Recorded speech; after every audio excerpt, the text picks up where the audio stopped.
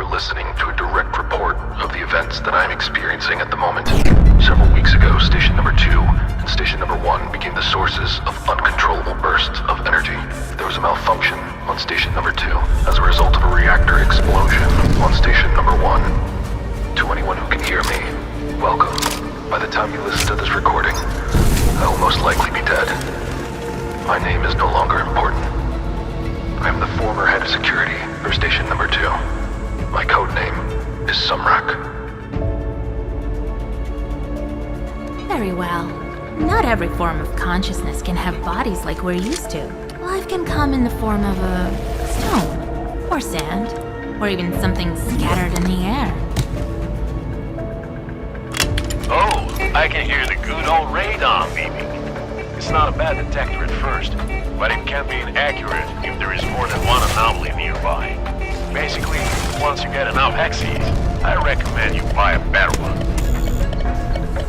Rumor has it that when the first tide came, the rogue wastelands were altered by something similar to a huge laser ray. To put it simply, artifacts are bundles of energy. Artifacts are extremely rare, and their activation in the wrong hands can lead to disastrous consequences.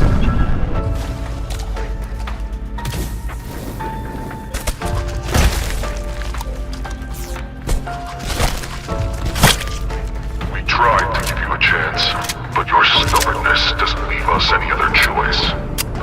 Soon, I will be able to break free from the shackles. Now, you will die. The power of the tides will destroy you.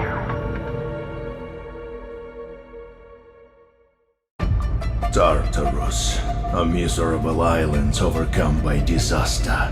Your depths hold rotten legacy of hopes we left there long ago. Now you are an open wound, infested and endangering life itself. That's where we will bring our people. We will follow our way to preserve everything still left.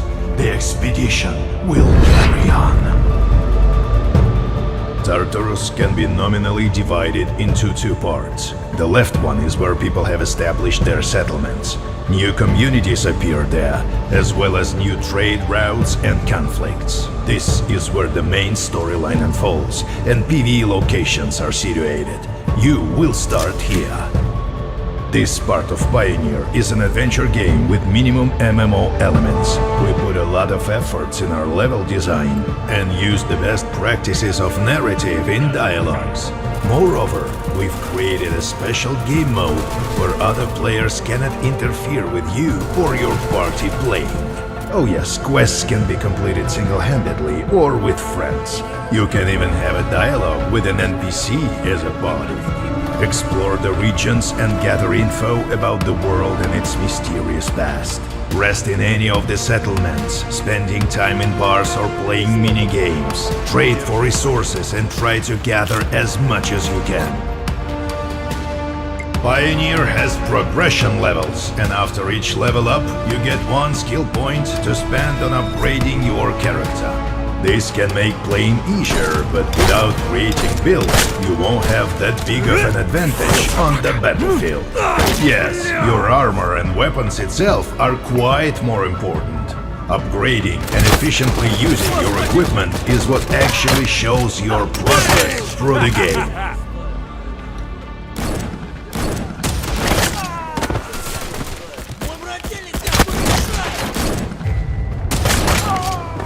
Чё-то выпендривались? Нечего было выёживаться. Just like certain monster slayer, a skillful character in Pioneer needs two guns. One for killing monsters and another for punishing teammates or, rarely, other players. You can enhance your weapons or modify your equipment on the workbench, but every step of it consumes resources. Weapons can be modified more comprehensively by upgrading a submachine gun to a machine gun, for example, or by just adding modules which increase your weapon stats on the move. Upgrading the most interesting and powerful equipment demands unique blueprints and resources. And that's the catch. The rarest of the loot can be found only on the right part of the island. The right part of the Pioneer Island consists of two regions, the Midlands and Shadowlands. These territories are home to PVPVE zones and clan wars. The gameplay here feels more like survival. Another player encountered here is likely to be an enemy, and the local creatures are decidedly more dangerous and ferocious. These two regions lack quests and are much less forgivable with regard to the players. You can lose all the resources you've spent time and effort gathering. At the same time, your death in a regular PvE zone will cost you just some polish on your equipment and a little bit of your pride.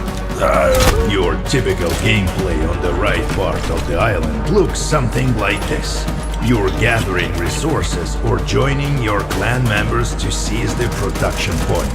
When you've gathered enough, you're trying to reach a safe zone using one of the suggested paths.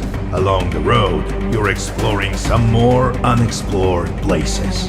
Also, there are no guides on the right part of the island, so no fast travel for you. By the way, fast travel in Pioneer is possible with the help of the guides only.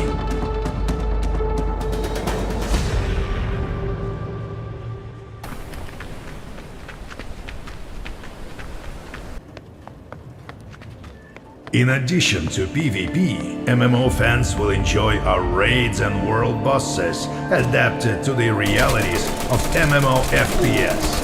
After all, it would be fun to see how familiar activities look in unfamiliar conditions, wouldn't it?